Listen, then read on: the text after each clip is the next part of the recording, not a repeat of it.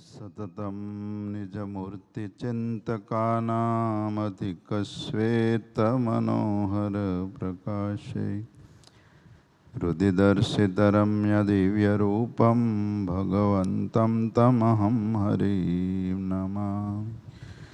બોલો શ્રી સ્વામિનારાયણ ભગવાનની જય. શ્રી હરિકૃષ્ણ મહારાજની જય. લાડીલા શ્રી ઘનશ્યામ મહારાજની, શ્રી નારાયણ મુનિદેવની જય. કૃષ્ણ કનૈયાલાલ કી જય. રામચંદ્ર ભગવાનની જય. વાલા ભક્તો,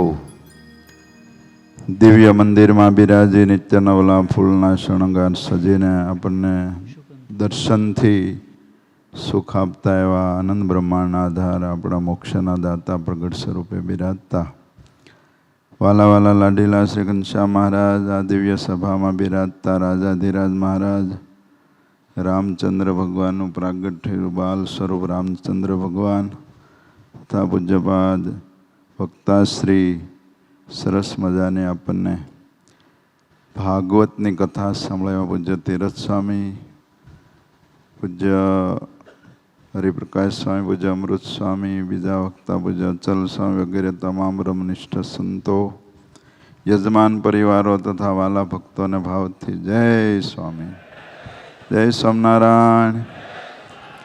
મજામાં? આનંદ આવે છે ને? બહુ સરસ શ્રીમદ ભાગવતની કથા પંચમ સ્કંધથી આ શરૂ થઈ તે 9 સ્કંધ સુધી પહોંચાડી. પંચમ સ્કંદમાં ઋષભદેવ ભગવાનનું ચરિત્ર આવ્યું, પ્રિયવ્રતની કથા આવી, ભરતજીની કથા આવી. બહુ સરસ આ બધી કથાઓ આપણા જીવનમાં ઉતારીએ તો આપણે આ જગતમાંથી પાછા વળી શકે. આવા મોટા મોટા રાજાઓ પણ જ્યારે સમય આવે ત્યારે રાજ્ય મૂકી અને વનમાં જતા હતા. અત્યારે તો વનમાં જવાનું છે નહીં. અત્યારે ક્યાં જવું? તો સાધુના મંડળમાં જવું. ક્યાં જવું? સાધુ ભેગા રહેવું. કે ઘર છૂટતું નથી. સંસારને કૂવો કીધો છે. કૂવામાં પડી ગયેલો માણસ નીકળતો નથી. પણ અમુક વર્ષો થાય ઉંમરના એટલે પછી ભગવાનનું ભજન કરવું. પ્રહલાદની કેવી કથા આવી. ત્રિલોકીના રાજા હતા ના બાપા, પણ નારાયણનું નામ મૂક્યું નહીં. એમ કીધું હિરણ્યકશ્યપુએ, આજથી તને રાજા બનાવી દો, 7 વર્ષના ઉંમરે તું નારાયણનું નામ મૂકી દે. પ્રહલાદ કહે તો નહીં બને. નારાયણ તો મારા પરમ મિત્ર છે. તમારું પાપરૂપ રાજ મારે જોતું નથી. વિચાર તો કરો, પ્રહલાદને રાજ મળ્યું, 36,000 વર્ષ સુધી રાજ કર્યું, પણ નિર્બંધન. બોલો, એક દિવસ તો ઇન્દ્રને એવું થયું કે આ પ્રહલાદ તો દૈત્ય ખરા ને, એટલે મારું ઇન્દ્રાસન લઈ લઈશ. એટલે એણે એક દિવસ બ્રાહ્મણનું રૂપ લઈ સવારના પરમાં આવી અને રાજ માગ્યું. ભક્ત પ્રહલાદ તો નિર્બંધ હતા, એને કાંઈ જોતું જ નહોતું. એ રાજને તો પાપરૂપ જાણતા હતા. ત્યારે રાજ માંગણી કરી એટલે આપી દીધું ને એને એક કોટડીમાં પૂરી દીધા પ્રહલાદજીને. 15 દિવસ સુધી ખાવા પીવાનું કાંઈ નહીં.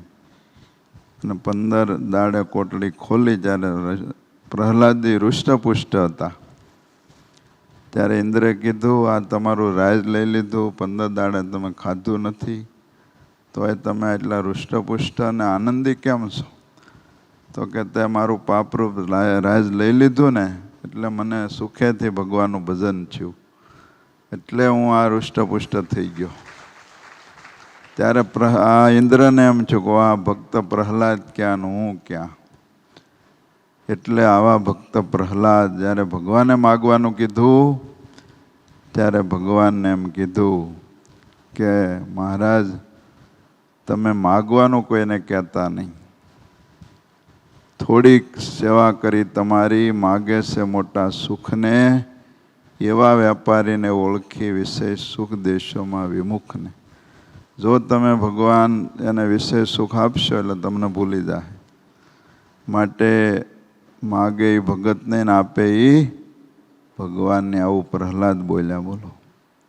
માટે બહુ સરસ આજે ભાગવતમાં બધા ચરિત્રો આવ્યા ભક્તોના, એ હૃદયસ્થ કરીએ. એમાંથી આપણા જીવનમાં કંઈક ઘડતું હોય આપણે લઈએ તો કથા આપણે સાંભળી સાર્થક કહેવાય.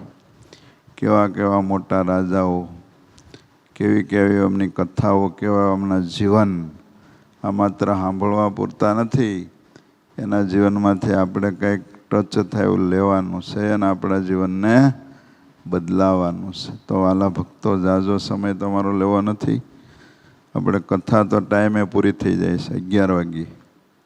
આજ તો રામચંદ્ર ભગવાન આવ્યા, સરસ મજાનું પારણું શણગાર્યું, કેવા બધી સરસ એ બધું ગોઠ્યું છે ને તમારે દર્શન કરો તો આનંદ થઈ જાય.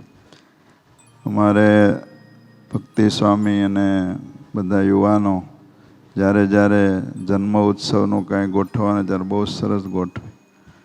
હરિભક્તો સંતો બધા મહેનત કરી મહારાજને રાજી કરવા માટે ખૂબ પ્રયત્નો કરે છે. શ્રીમદ ભાગવતની કથા બહુ મધુર કથા છે. માટે હવે કેટલા દાડા રહ્યા? 5 દાડા. 5 દાડા આવી જાયજો પરિવાર સહિત. આ અધિક મહિનો છે, પુરુષોત્તમ મહિનો છે. આ મહિનામાં કથા સાંભળવાથી બહુ મોટો લાભ મળે છે. અને આવતીકાલે છે એકાદશી, એટલે એકાદશીનો પરમ પવિત્ર દિવસ છે. એટલે બધા વ્રત કરજો, આખો દિવસ ભગવાન સંભાળજો, રાત્રે પાછા જાગરણમાં આવજો. કથા સંભળાશે ને જાગરણ થઈ જાય, 2 કામ થાય. કાલ કૃષ્ણ જન્મ મહોત્સવ છે પાછો કથામાં, એટલે બહુ આનંદ થાય છે. માટે બધા જ ભક્તો, યુવાનો, આજ તમે આવ્યા છો એમ કાલ બધા આવજો. અને આ અધિક મહિનાનો છેલ્લો દિવસ છે સોમવતી અમાસ, ત્યારે આપણે લાડીલા મહારાજને અભિષેક કરવાનો છે છેલ્લે દાડે. એટલે આખા મહિનાનું ફળ મળી જાય. કેસર જળથી અભિષેક થાય. અને બધા જ ભક્તો એ દર્શન ચૂકતા નહીં. અધિક મહિનો છે, સોમવતી અમાસ છે અને બહુ પવિત્ર દિવસ છે. ત્યારે સ્નાન કરવાથી પણ બહુ ફળ મળે છે. માટે બધાનો લાભ લેજો. આ કથામાં યજમાન પરિવાર લાભ લીધો છે, એ બધાને ભગવાન ખૂબ સુખ્યા કરે, સર્વનું ભગવાન મંગળ કરે, એટલું કહીને વિરમું છું. સહજાનંદ સ્વામી મહારાજ.